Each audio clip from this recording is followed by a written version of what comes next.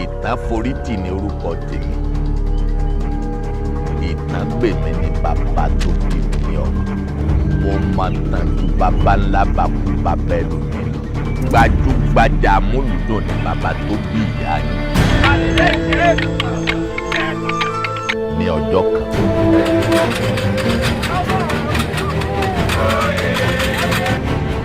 Àrẹ̀mú! Jẹ́ eléré ọba tí ó ṣeré ní ọdún Òṣùpá tí ń bọ̀.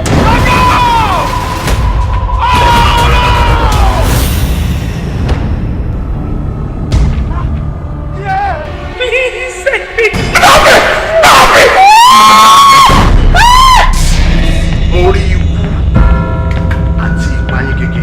Wàhálà ńlá ló wà yìí o. All these ones are killing, they are innocent. They don't even know about what you're talking about. Kò sí ọ̀nà ìbáyọ̀ rí.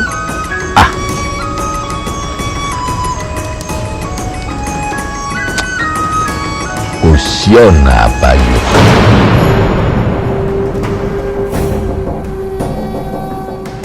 Hello, I'm Alfred Houston. I'm a missionary. I'm very hungry and tired. Please, can you take me to your home? Ọ̀dọ́! Ẹ máa ń pọ̀fọ́. Panumọ́ àbókì bábò wíjọ.